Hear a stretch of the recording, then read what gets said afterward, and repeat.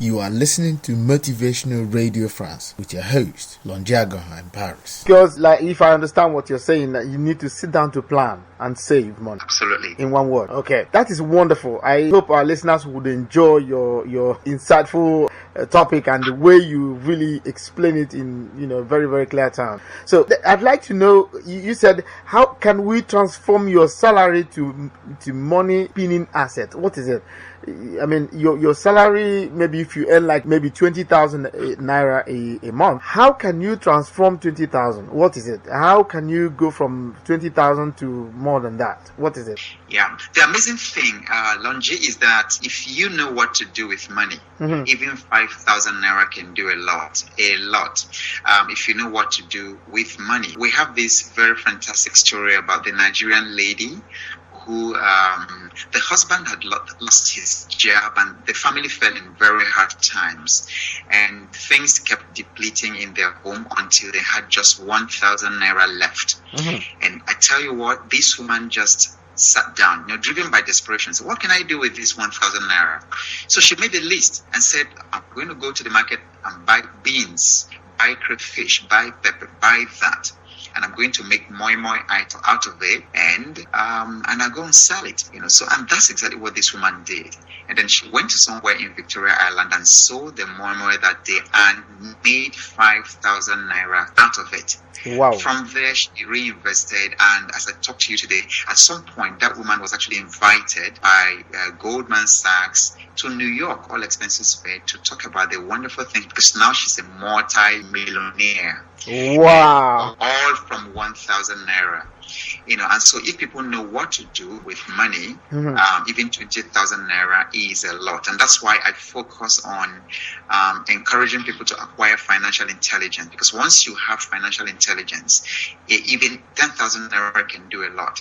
Now, for people that sometimes, people, professionals who work in some organizations do get bonuses, and then they do get some bulk payments, sometime within the year.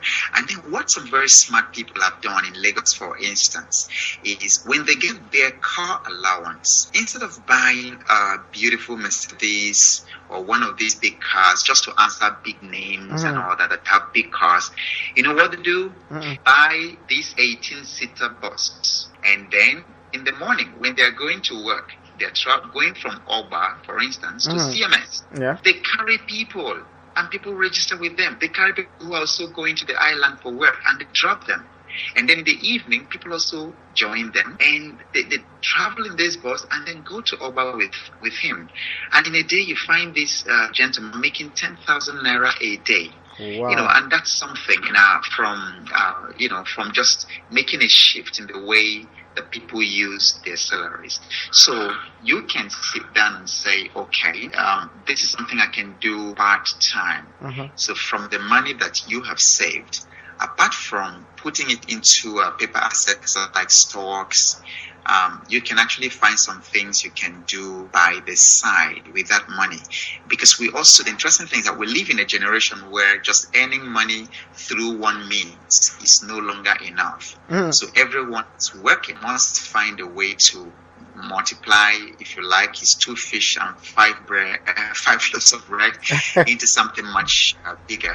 So are you trying to explain the multiple streams of income? In a way, that's also implied, yes. Okay. In a way, multiple streams of income is implied, and basically, in my village, the old people say that if all you know to do is to fish, what are you going to do when the river dries up? That's right. Yeah, and there's wisdom in that, because if you put all your eggs in one basket. Exactly. If all you're earning is from your salary, what's going to happen when you quit that job? And you can see what's going on in Spain, Portugal, Greece, all over the world today, because people are just, they lost their jobs, and that's all. But if you lose your job, but you already had some passive income coming in from some real estate investment you've done before, or you have some skills That's that right. you can outsource. You can do consulting by the side. Then you find out that if money is coming to you in at least 4 or 5 different ways, if one is shut down, then you are not completely Out of the line. Yes, that's what multiple streams of income will do for you. Okay, thank you very much. This is really very, very good. I hope our listeners would enjoy this, and I would implore all of them to buy your book, Financial Freedom. Can you present your book, please, so that your listeners could and tell us where they can find it. Yeah, the book is Financial Freedom for Every Professional, and in it I use particularly examples that are very, very concrete to the African. That's because right. most of the books that come from the West, they have examples and illustrations that people don't relate to. And this is the very first time someone is actually doing this kind of book for professionals, and then I'm basically putting all the mistakes I made, as someone working in Shell, having lots of money but not managing it well, and then telling people to avoid that kind of mistake. There are chapters that show you how you can build your own house, own your own house, even from your salary, as little as it is. Because you can't say you're financially free if you're still living in another person's house paying rent. So the book discusses all those, and then different things, that people can actually do with their salary. At least 30-something things you can do with your savings. So the book can. We do have issues with distribution, with channel distribution actually in Nigeria for now. I mean, we're not quite advanced as in Europe, where people can actually order based on. But can we get it on? Is it possible to go through online? Is it possible? Is there any place, if we go to your website, can we see it? Is it possible? There is a place that you can actually get hold of the book. If you go to, there's a major bookstore in Lagos that's called Hub Media Stores. Okay. Yes, in the Palms in Victoria Island. Okay. And then also, if you go to our website, we're going to upload places people can actually buy the book. So I think I would advise going to our website. We're going to put up in the next couple of hours. We're going to put up different addresses where people can actually get the book. Okay. And then people can also contact me directly. Okay. Can you give your number, please? Your phone number. Yeah. If they follow me on Twitter. Okay.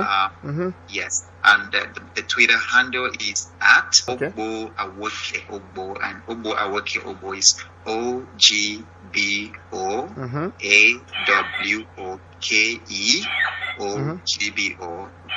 Yes, and then they can contact me directly, and we can tell them how to get the email, get the books.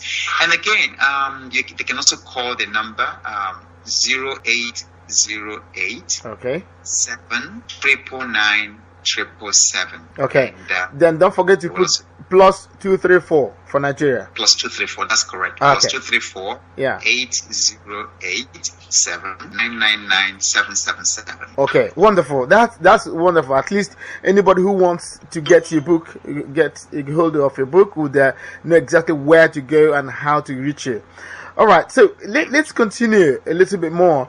In your book on page 64, you said you cannot cure ignorance with prayer. Could you explain that? I am presenting to this part of the world because we live in a culture where everything is prayer. And most things people are praying for is just something that a little bit of knowledge can take care of. And people would rather pray, in quotes, than confront their ignorance or confront their problems.